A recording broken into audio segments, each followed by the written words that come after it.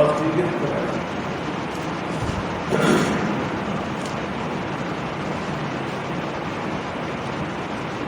میرے محترم دوستوں، واجب احترام کو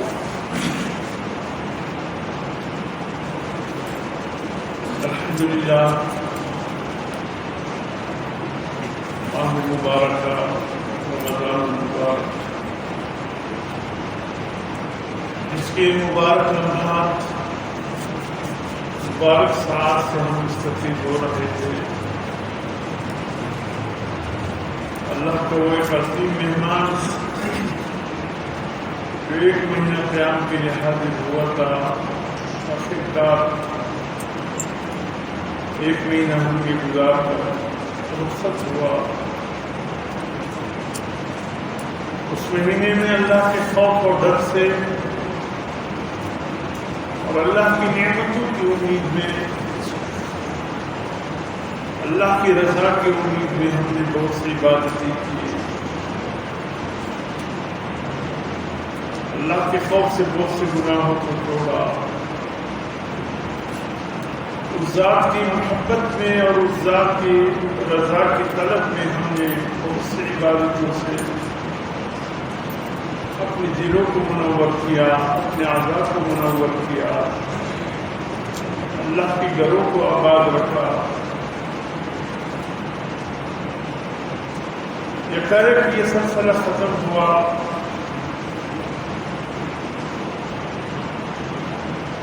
اب ماہ رمضان مبارک کے گزرنے کے بعد 2 طرح کے ہم کیفیات دیکھتے ہیں.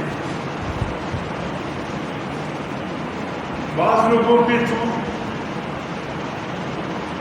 ایک کیفیت ایسی منسلک ہے بعض لوگوں کے ساتھ جیسے مایوسی کی کیفیت.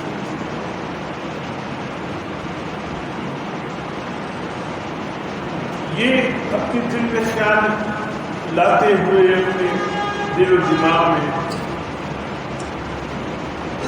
جیسے کسی کے گھر میں ایک معزز مہمان آتا ہے، کچھ عرصہ رہ کر رخصت ہو جاتا ہے، پھر اس مہمان کی جانے کے بعد گھر والوں کے ساتھ اس مہمان کا ایسا آنے کا سلیقہ رہ جاتا ہے کہ جب وہ رخصت ہوتا ہے تو گھر والوں پر ایک مایوسی کی کیفیت ہوتی ہے.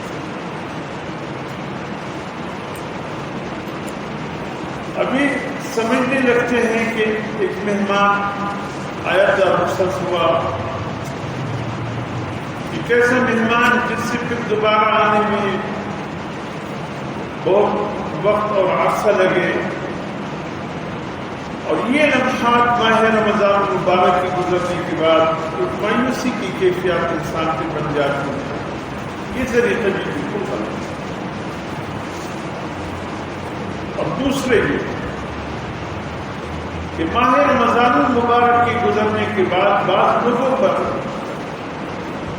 ایک اطمینان کسی کیفیت ہے. یہ خیال رکھتے ہوئے، یہ سوچ اور تصور اپنے دل دماغ میں رکھتے ہوئے کہ بھئی ہم پہ اللہ پاک نے جو ذمہ داریاں ڈالی تھی اور اس مہینے کے حوالے سے ہم پہ جو ذمہ داریاں عائد ہوئی تھی بس ہم نے پورا کر.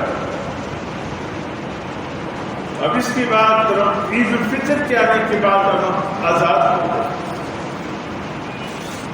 اب آگے جو زندگی گزاریں گے اپنی مرضی کی زندگی گزاریں گے، جیسے جیسے چاہیں گے زندگی گزاریں. پڑھ لی نماز تو پڑھ لی، نہیں پڑھا تو نہ صحیح. کبھی بوڑھ سے قرآن اٹھا کر پڑھ لیا تو پڑھ لیا، نہیں تو مہینے مہینے کے قرآن کو ہاتھ نہیں لگائیں گے. ماہ رمضان المبارک میں جو ہم اللہ کا ذکر کرتے رہے، تسبیح، تحلیل، تکبیرات کی شکل میں، بس ذمہ داری پوری ہو گئی، مہینے عبادت ہو گئی. بس اب بات ختم ہو گئی. جیسے مشہور واقعہ ہمارا کوئی نہیں کا ہے، ایک محکمے کے ایک بہت بڑا افسر حج کے لیے چلے گیا. اب تک بھی لوگ تقریباً حجاج سے بھی کہتے ہیں، عمرہ والوں سے بھی کہتے ہیں بھائی آپ حج عمرے کے لیے جا رہے ہیں، حرم میں نماز پڑھنے کی کوشش کیجیے. حرم کی ایک نماز 1,00,000 نمازوں کی برابر ہے. اور یہ غلط بات بھی نہیں، 100% درست جناب نبی کریم صلی اللہ علیہ وسلم نے فرمایا کہ اگر تمہیں سفر کرنی ہے کسی مسجد کی ثواب حاصل کرنے کے لیے تو 3 مسجدوں کی طرف باقاعدہ رخ کر کے سفر کر کے جایا کرو، وہاں عبادت کرنے کے لیے، نماز پڑھنے کے لیے. فرمایا ہم نے سب سے پہلی مسجد جو ہے وہ بیت اللہ ہے. اس جیسا ثواب، بیت اللہ شریف جیسا ثواب اس کائنات میں کہیں بھی نہیں.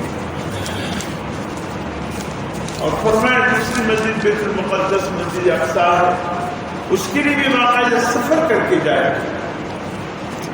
وہاں کی بھی ایک نماز کی ثواب 50,000 نمازوں کی برابر ہے.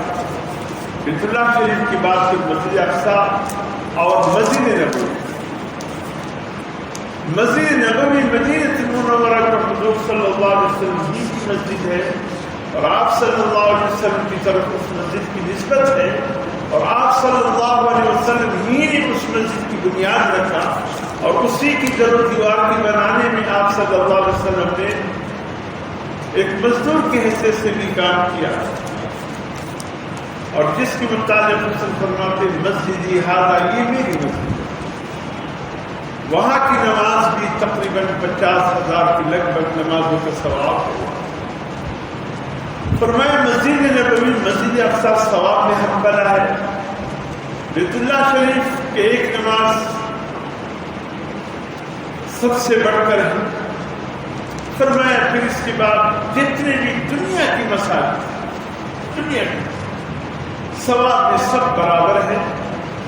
کوئی مسجد کسی اور مسجد پر، کسی مسجد کو فوقیت حاصل ہے، وہاں ثواب زیادہ ہے، یہاں ثواب کم ہے، ایسی کوئی بات نہیں سوائے ان 3 مساجد. تو اب یہ 7 حلقے نے تشریف لے گئے، اور کسی نے کہہ دیا، اور اس شخص کا کہنا بھی اپنی جگہ ٹھیک تھا کہ وہاں کی ایک نماز 1,00,000 کی نمازوں کی برابر ہے. اب وہ 7 جب حج کر کے کوئٹہ تشریف لے آئے تو 1 دن گزر گیا، 2 دن گزر گئے، 3 دن گزر گئے. لوگ ایک حج سے آیا ہے یا نئے جو حاجی ہوتا ہے ہفتہ 10 دن تو آپ کو مسجد میں نظر آئے گا بھی.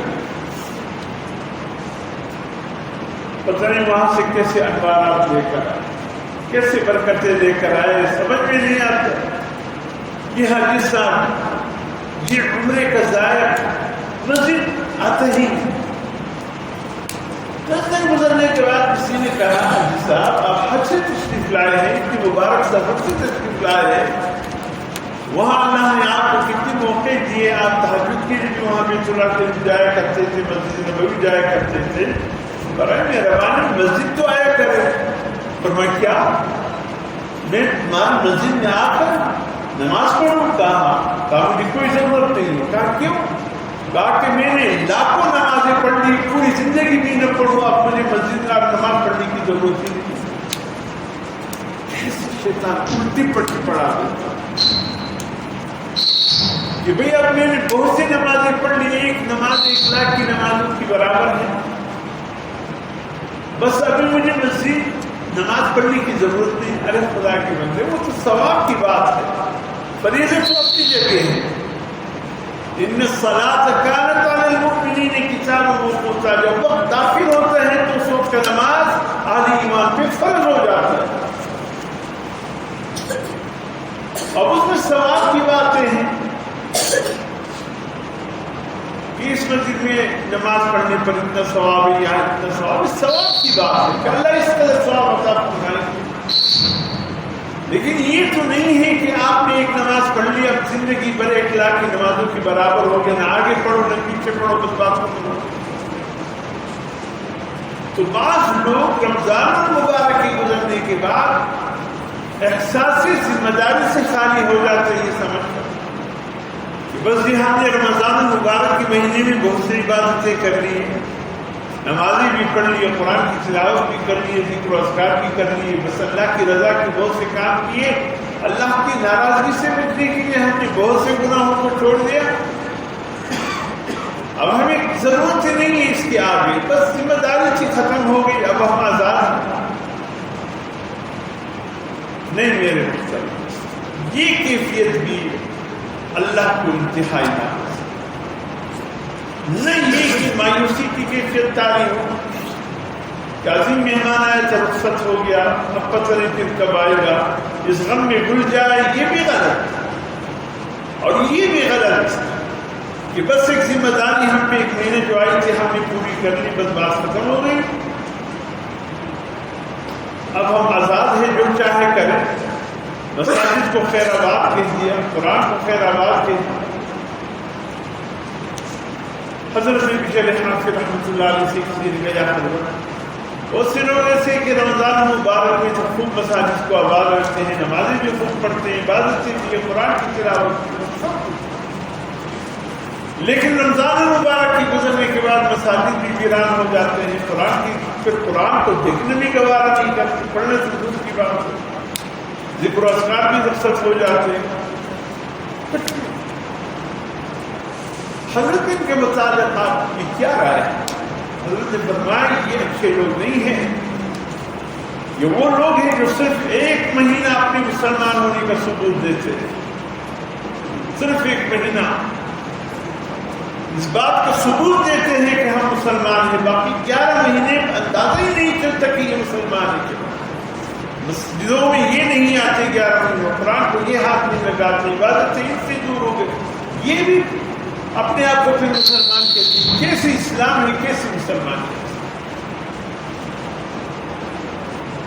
فرمایا وہ شخص پھر اندازہ لگایا قیامت کے دن، حضرت بشر حنفی رحمۃ اللہ علیہ فرماتے ہیں وہ شخص اندازہ لگائے کہ بھئی جب قیامت کے دن اعمال تولے جائیں گے تو ایک مہینے کا عمل ٹھیک ہے، اپنی جگہ بہت اہمیت کے حامل، لیکن 11 مہینوں کے عمل اگر غلط نکلے تو پھر وہ سوچے کہ اس کا نتیجہ اور انجام کیا ہو۔ قیامت کے دن اللہ ایک دن کا عمل تولے گا۔ حضور صلی اللہ علیہ وسلم فرماتے ہیں روزانہ سورج طلوع ہوتا ہے، اس اعلان کے ساتھ طلوع ہوتے ہیں کہ لوگوں میں طلوع ہو رہا ہوں، آج کے دن جو عمل تم نے مجھ میں کرنا ہے کر لو، اچھا عمل کرتے ہو تب بھی تو بہت اچھی بات ہے، اگر گناہ کے کام کرو گے میں تم پہ گواہ بن جاؤں گا، اور یاد رکھو اگر میں رخصت ہوا شام تک پھر قیامت تک دوبارہ تمہیں آج کا یہ دن دیکھنا نصیب نہیں ہوگا، اور اس دن اگر کوئی اچھا عمل کیا ہے تو وہ دن گواہ ہو جاتا ہے، وہ لمحات گواہ ہو جاتے ہیں، وہ وقت گواہ ہو جاتے ہیں، وہ ساعت گواہ ہو جاتے ہیں، اور جب سورج غروب ہو جاتے ہیں میرے مطلب پھر یہ دن کروڑوں اربوں کربوں روپے میں بھی پھر دوبارہ یہ دن نہیں ہوتا، رخصت ہوا سو اس لیے قرآن حکیم نے اللہ پاک سے سورۃ حجر 14 پارہ سورہ حجر کی بالکل آخری آیت ہے وَاعْبُدْ رَبَّكَ حَتَّىٰ يَأْتِيَكَ اس کے حوالے سے پھر حضرت خواجہ حسن بصری رحمۃ اللہ علیہ فرماتے جب ان سے پوچھے گیا حضرت رمضان اور غیر رمضان کے حوالے سے، لوگوں کے اعمال کے حوالے سے، بعض لوگ رمضان المبارک میں خوب ذمہ داری نبھاتے ہیں، خوب عبادتیں کرتے ہیں، مساجد کی طرف لپک کر جاتے ہیں، بات کر جاتے ہیں، مسجدوں میں جگہ نہیں ہوتی، لیکن رمضان رخصت ہوا، مساجد رخصت ہو گئی، قرآن رخصت، سب کچھ۔ حضرت نے بھی یہ فرمایا خواجہ صاحب کہ لوگوں سنو، ہر مسلمان کے پاس زندگی کا ایک ایک لمحہ انتہائی قیمتی، انتہائی اہمیت کا حامل ہے۔ رب العالمین نے فرمایا وَاعْبُدْ رَبَّكَ حَتَّىٰ يَأْتِيَكَ الْيَقِينُ، اے میرے بندو اپنی رب کی بندگی کرتے رہو یہاں تک کہ یقین آئے تمہیں، یعنی موت تک ایک ایک لمحہ ہمارے پاس غنیمت۔ اللہ کا بہت بڑا انعام، رمضان مبارک کی گزرنے کے بعد بھی یہ لمحات خدا کے ساتھ کوئی کم قیمت کے نہیں ہے۔ اس کا ہمیں انداز ہو. اس لیے حضور نے فرمایا 5 چیزوں کو 5 چیزوں کی آمد سے پہلے نبی ہوتا ہے. فرمایا سب سے پہلے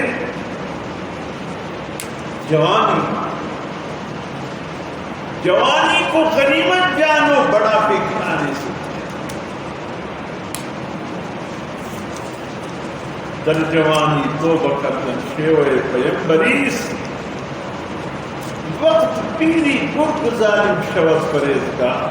مولانا روم فرماتے ہیں جوانی میں توبہ کرنا اللہ کو راضی کرنا یہ ہے شیوئے نبوت یعنی طریقہ انبیاء کا. اور جب انسان بوڑھا ہو جائے پھر تو ظالم بیڑیے بھی پرہیزگار بن جاتے ہیں. ظالم بیڑیے بھی ہمت نہیں ہوتی شکار کرنے کی, وہ بھی کسی خار میں جا کر کے بیٹھ جاتے ہیں. ہمت طاقت ختم ہو اس وقت پھر کیا فائدہ. اصل مزید تو یہ ہے کہ جوانی میں کسی نے اللہ کو راضی کیا ہو. اس لیے فرمایا بڑھاپے کے آنے سے پہلے.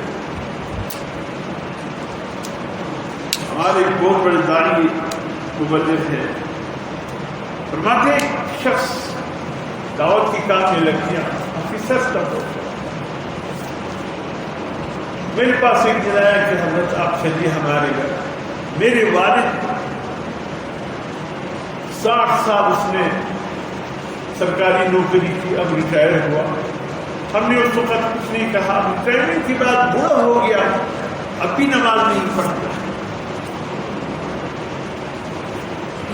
آپ اس کو کچھ ترغیب دے کہ اللہ کے بندے جوانی تو آپ نے جیسے تیسے کر کے گزاری, اب یہ بڑھاپے میں تو اللہ کی بندگی اختیار کر, اللہ کی طرف رجوع کر. وہ کہتے میں اس کے بیٹے کے ساتھ چلتا, پھر کی دالان میں کرسی پر بیٹھے تو کوسے کے ساتھ کھیلوا. تو میں گیا ان سے بات کی, جو ان کے والد صاحب بوڑھے تھے, ریٹائر ہو گئے. انہوں نے کر دیا اب تو ریٹائرمنٹ ہو گئی, اب تو اللہ کی طرف رجوع کر لے. پھر چلے یہ عزت دار کی کام ہے, دفتر ہے, دیر سے آتا ہوں, سویرے جاتا ہوں, وقت نہیں ملتا ہے نماز پڑھنے کے لیے. اب تو آپ کے پاس وقت ہی وقت ہے, اب تو پڑھ لو. اتنے بڑے دن سے کہنے لگے مولوی صاحب بہت اچھا ہوا, بہت اچھی بات ہے آپ کی, بس اب میں نے ارادہ کر دیا, بس اب نماز شروع کروں گا. میرے یہ پوتا ہے چھوٹا, کہتے کوئی 3-3.5 سال کا پوتا تھا, اس کو گود میں بٹھایا تھا, کہا کہ میرے یہ پوتا ہے, بس اس کو حافظ قرآن بنانا ہے. جب بھی حافظ قرآن بن جائے گا تو پہلی نماز اس کے پیچھے پڑھو.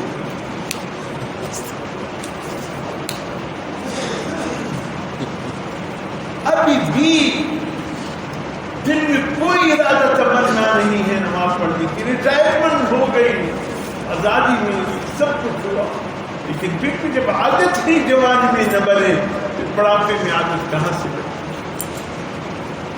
عادت تو جوانی میں بنے.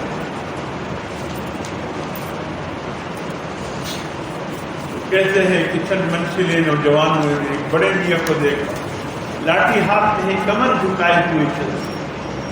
اور تنی جوانوں کی دل میں کیا خیال آیا, بڑے میاں سے کہنے لگے, ارے بڑے میاں کیا ڈھونڈ رہے ہو زمین پہ کمر جھکا کے. پتہ نہیں وہ بوڑھا بھی کس خیال میں مگن جا رہا تھا, سر اٹھانے کی کوشش کی اور جوانوں کو دیکھ کر کہا, ہاں بیٹے جوانی ہاتھ سے جاتی رہی اور مجھے پتہ نہ چلا, اسی کو ڈھونڈ رہا ہوں, کمر جھکا. ایسی جوانی رخصت ہو گئی کہ مجھے پتہ ہی نہیں چلا. اب کمر جھک گیا ہے, اسی جوانی کو ڈھونڈ رہا ہو, پتہ نہیں کہاں چلی. اس نے فرمایا بڑھاپے سے پہلے جوانی کو غنیمت سمجھو. فرمایا مشاغل سے پہلے فرصت کو غنیمت سمجھو. اللہ نے موقع دیا ہے, فارغ ہے, فرصت ہے, پھر شدید کسی کام میں مبتلا ہوگا, اس سے پہلے اس فرصت کی لمحات کو گزر فرماتے ہیں غنیمت سے. فرمایا تمنگری کو غنیمت سمجھو تنگ دستی سے پہلے. اللہ نے مان دیا ہے, صاحب حیثیت ہو, غربا پر بھی خرچ کر سکتے ہو, مساکین پر بھی خرچ کر سکتے ہو، ضعفاء بیوہ یتیموں پر بھی خرچ کر سکتے ہو. اللہ نے دیے ہیں، نوازا ہے، اب وقت ہے خرچ کرو قبل اس کے کہ اللہ پاک مال تجھ سے واپس کرے. پھر کہتے پھر کاش میں یہ نیک کام کر دیتا، کاش میں وہ نیک کام کر دیتا. اس سے قبل جو اللہ نے طاقت قوت دی ہے اور اللہ نے تندرستی سے بچایا ہے، اس موقع کو غنیمت جانو تندرستی کے آنے سے. اور فرمایا صحت کو غنیمت سمجھو، بیماری صحت. ایک دفعہ یہ مشاغل اور فرصت کی اس لمحات کے حوالے سے مجھے یاد ہے کہ یہ حدیث میں نے جو کے دورے پر میں تھا مساجد میں بیانات، تو پھر ساتھیوں نے طے کیا کہ جو کا جیل ہے اس کی مسجد میں بھی مجھے کہا کہ آپ کا صبح کا درس ہو جائے گا. جو کہ جیل کی مسجد میں بھی بیان ہوا. اتفاق سے اس جیل کی مسجد میں اس جیل کے جو جیلر تھے وہ بھی آئے تھے صبح کی نماز. اس نے مجھے دعوت دی کہ قاری صاحب ہم آج دن کو 10 بجے جیل میں پروگرام رکھیں گے قیدیوں کے ساتھ، اگر آپ ہمیں 1 گھنٹہ دے دیں قیدیوں سے بات کرنے کی. میں نے کہا میں تو آیا اسی مقصد میں کے لیے ہوں جو کہ دورے کو، چلو ایک دن بڑا کوئی ایسی بات نہیں ہے. تو اس نے جیل میں اعلانات بھی کرائے، تمام قیدیوں سے کہا سب چکر میں جمع ہو جائے جہاں سے وہ برقے اٹھتے ہیں چکر ہوتے میں مرکزی جگہ جو ہوتا ہے. الحمدللہ سب سپاہی بھی آ گئے، جیلر بھی آ گئے، تمام کے لیے بات چلی اسی حوالے سے. دیکھو آج اللہ نے کہا کس مقام پر اللہ نے تمہیں فرصت کے لمحات دیے تھے، کہاں تم لوگوں نے گزارے. آج آ کر یہاں تم پابند ہو گئے ہو. تم لوگوں کے دل چاہتا ہے کہ اگر ابھی موقع ملے ہمراہ خدا میں 1 سال لگائیں گے، کڑے ہو کر جذبے میں آ کر کہا 5 سال ہم خدا کے راہ میں لگائیں گے. میں نے کہا اب جو فرصت کی لمحات چلے گئے، اب ہمت ختم ہو گئی، طاقت ختم ہو گئی، اب تو پوری زندگی لگانے کو بھی تیار ہے. جس وقت اللہ نے قوت طاقت دی تھی تم نے وہ قوت کہاں لگا، تم نے وہ طاقت کہاں لگا. اب تم پابند سلاسل ہو، تم جانتے ہو کہ ہم اپنی مرضی یہاں نہیں چلا سکتے، اب دوسروں کی مرضی کے محتاج ہو. جب اللہ نے آپ کو اپنی مرضی میں آزادی دی ہے، خدا کی قسم یہ بہت بڑی نعمت ہے. جب یہ زندگی دوسرے کے اختیار میں آ جائے، اپنے اختیار ختم ہو جائے، تب پتہ چلتا ہے کہ واقعی کتنی بڑی نعمت کو ہم نے ضائع. اور اسی طریقے سے کبھی ہسپتال جا کر کے دیکھیں مریضوں کے کیا کس حال میں پڑے. خدا کی قسم ترس آ جائے گاؤں کے بعد کبھی جایا کریں. اگر دل میں کبھی سختی آ جائے تو اسپتال جایا کریں. مریضوں کا حال دیکھو، اللہ کا شکر ادا کرو اللہ نے تمہیں سے. وہ بستر پڑے ہیں، نہ اپنی مرضی سے اٹھ سکتے ہیں، نہ چل سکتے ہیں، نہ پھر سکتے. حضور صلی اللہ علیہ وسلم فرماتے ہیں ایسی بیماری کی آنے سے پہلے صحت کو بنانا، اس صحت کو اللہ کے حکم کی اتباع میں استعمال کرو، مساجد نمازوں کی دوڑ میں استعمال کرو، اللہ کی عبادت میں استعمال کرو. خدا کی قسم جب انسان کا یہ وقت مشاغل میں لگ جائے یا بیماری میں لگ جائے، تب پتہ چلے گا کہ واقعی وہ فرصت وہ صحت کتنی بڑی ہے. اور 5ویں چیز حضور صلی اللہ علیہ وسلم نے فرمایا، 5ویں چیز سے فرمایا کہ زندگی کی قدر کرو موت کے آنے سے. جب آنکھیں بند ہو جائیں گے پتہ چلے گا کتنی بڑی نعمت اللہ نے ہمیں زندگی کی شکل میں دی تھی، کیسی ضائع ہو، کیسے برباد ہو. میرے محترم دوستو، آج ہمیں اندازہ نہیں، زندگی جون جولائی میں رکھے ہوئے برف کی مانند گزر رہی ہے، پگھل رہی ہے، گزر بھی نہیں رہی، پگھل رہی ہے. آج عظیم سرمایہ جو زندگی کی شکل میں اللہ نے دی، پگھل.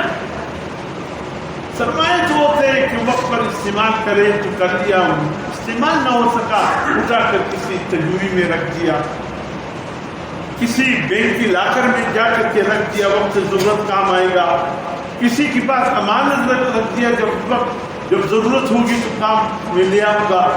لیکن زندگی ایسا سرمایہ نہیں، زندگی کی مثال برف کی مانند ہے، استعمال میں لایا برف، پانی ٹھنڈا ہو جائے گا، رگوں کو سیراب کرے گا، نہیں تو اس نے پگھل گئی۔ زندگی ہماری پگھل گئی، ہم نے جس موقع سے فائدہ اٹھایا زندگی کے کبھی نہیں اٹھائے، پگھل گئی۔ اس لیے میرے محترم دوستوں، رمضان المبارک سب کچھ لے کر نہیں دیا کہ سب کچھ آیا تھا اور لپیٹ کر رمضان المبارک اپنے ساتھ لے گیا، نہیں، سب کچھ ہمارے پاس چھوڑ کے گیا جو کچھ لے کر آیا۔ ہمارے دامن کو بھر کر یہ رمضان المبارک سب سے بڑی نعمت جو رمضان، دیکھیں میرے محترم دوستوں، یہ بات یاد رکھیں کہ رمضان المبارک کے گزرنے کے بعد ایمان بھی باقی ہے اور ایمان کی تقاضے بھی باقی ہے، اللہ بھی باقی ہے اور اللہ کی ذات سے تعلق بھی باقی ہے، اسلام بھی باقی ہے اور دین اسلام کے احکامات بھی باقی ہے۔ یہ نہیں رمضان المبارک رخصت ہو تو نمازی بھی رخصت ہو گئے، قرآن کی تلاوت بھی رخصت ہو گئی، سب کچھ رخصت ہوا، قطعاً نہیں۔ رمضان سب کچھ لے کر نہیں گیا، رمضان جو لایا تھا وہ سب کچھ چھوڑ کے گیا۔ اب رمضان المبارک کے بعد کرنے والے کام کون ہے؟ سب سے بڑی بات ہے توبہ، اس میں لگے توبہ کرتے ہیں، یہ ہماری زندگی کے حصہ ہے۔ توبے کے بغیر کوئی زندگی، ضروری نہیں کہ کوئی گناہ ہو جائے تو ہم توبہ کریں، توبے کے ذریعے انسان کو رب العالمین کا قرب نصیب ہوتا ہے، اس کے محبوب بندے بن جاتے ہیں انسان، جب کوئی انسان ہر وقت اس کی زبان پہ توبہ اور استغفار۔ ضروری نہیں ہے کہ آپ گناہ میں ہوں گے تو توبہ کریں گے، قطعاً نہیں۔ توبہ استغفار ایمان والوں کی صفات ہے، اور جو توبہ کر کے اللہ کی در پہ آتے ہیں اللہ اس قدر خوش ہوتے ہیں۔ حدیث میں آتے حضور صلی اللہ علیہ وسلم فرماتے ہیں ایک شخص تھا، جنگل کے سفر میں تھا، اونٹ پہ سوار، اس کے ساتھ پانی کا کے ذریعے اونٹ پر اسی کی گردن میں ڈالا تھا، کھانے پینے کی توشے بھی ساتھ تھا، اور ریگستان کا سفر تھا۔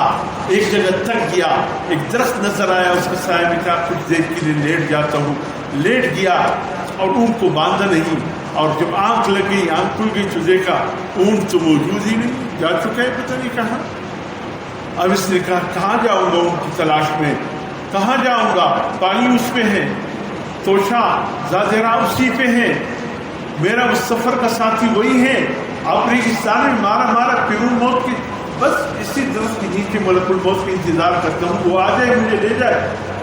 اچانک آنکھیں بند کر لیے موت کے انتظار میں، تو دیکھا اچانک آنکھیں کھلی تو اونٹ کو اپنے سامنے دیکھا، حیرت سے اونٹ کو دیکھ کر زبان پہ کچھ کے کچھ نکلنے لگا، اے اللہ میں تیرا رب، تو میرا بندہ۔ یعنی کہنے تو یہ چاہیے تھا خوشی سے، اللہ تو میرا رب میں تیرا بندہ، لیکن اتنی خوشی کی انتہا ہو گئی تھی جس کی زبان سے نکلا، اے اللہ تو میرا بندہ اور میں تیرا رب۔ کتنی خوشی کی شخص میں انتہا ہوئی ہوتی ہے، جیسے زندگی واپس پلٹ کر آ گئی۔ حضور صلی اللہ علیہ وسلم فرماتے ہیں اس بندے کو جتنی خوشی ملی ہے اس اونٹ کے واپسی پر، واللہ جو بندہ توبہ استغفار کرتا ہے اللہ کو اس شخص سے زیادہ اس بندے پر پیار آ جاتا ہے، اور اللہ پاک اس سے خوش ہوتا ہے، اللہ کی خوشی انتہا بن جاتی ہے۔ اس لیے توبہ کر، وتوبوا الی اللہ جميعا ایھا المؤمنون لعلکم، اہل ایمان توبہ کرتے رہو اللہ کے سامنے تاکہ تم کامیاب ہو جاؤ۔ تو ایک توبہ استغفار، رمضان المبارک کی بات کرنے والے کام توبہ استغفار، اس کو جاری رکھیں۔ نمبر 2 تحفہ رمضان کا، رمضان الذی انزل فیہ قرآن کا، قرآن بھی رمضان چھوڑ کے ہمیں اچھا لگ گیا، یہ تحفہ ہے رمضان کا بہت بڑا، قرآن سے تعلق رکھے۔ تعلق نہ بنے. سورہ 20 کی تلاوت کرے. رمضان میں جس سے کرتے تھے چلو روزانہ 2-3 پارہ نہ صحیح آدھا پارہ پونا پارہ ایک پاؤ ایک تعلق رکھے. یہ رمضان المبارک کا عظیم تحفہ ہے جو ہمارے پاس چھوڑ کر چلے گیا. اسلام کے احکامات, نمازی بھی روزہ چھوڑ کے چلے گئے. دین کی جتنے احکامات ہیں سب ہم میں موجود ہیں. کسی کو بھی قربان نہ کرے, سب کو جو ہے رمضان بھی چھوڑ کر ہمارے پاس کیا. اسلام کے احکامات کی تابعداری کرتے رہے. میرے محترم دوستو, اس کے ساتھ ساتھ ایمان کی تجدید کرتے رہے. ایمان کی حضور نے فرمایا جس طرح کپڑا پرانا ہو جاتا ہے ایمان بھی پرانا ہو جاتا ہے. فرمایا اس پہ صفائی کرتے رہو. کپڑے کی دھلائی ہو کر صاف ہو جاتا ہے. ایمان کی دھلائی کس چیز سے ہوگی؟ اللہ کے ذکر سے, توبہ استغفار سے. جو ذکر و اذکار ہے اللہ پاک کے, اس سے ایمان کی تجدید ہوگی. اپنی زبان کو کلمے سے جو ہے آباد رکھو, اپنے آپ کو اللہ کی ذکر سے آباد رکھو. اس سے ایمان بھی بنے گا, ایمان کی تجدید بھی ہوگی. اور اس کے ساتھ ساتھ رمضان المبارک کا ایک تحفہ جو تجھے لے کر آیا تھا وہ ہمدردی اور خیر خواہی تھا, آپس میں محبت تھا. میرے محترم دوستوں, رمضان تو رخصت ہو گیا لیکن ہمدردی بھی چھوڑ کے چلے گیا, خیر خواہی بھی چھوڑ کے چلے گیا, وہاں محبتیں بھی چھوڑ کر چلے گیا. اس کو ہمیں قائم دائم رکھنی چاہیے. رشتہ داروں سے حسن سلوک اور آپس میں ایک دوسرے کے ساتھ ہمدردی اور محبت, اس کو چھوڑے نہیں. یہ تحفہ رمضان تھا, رمضان کا پیغام تھا, اس کو جاری و ساری رکھے. یہ 5 باتیں رمضان المبارک کے بعد کرنے کے کام ہے. اس کو کرنا ہے, موت تک کرنا ہے. اللہ رب العزت حبیب پر عمل کی توفیق نصیب فرمائے.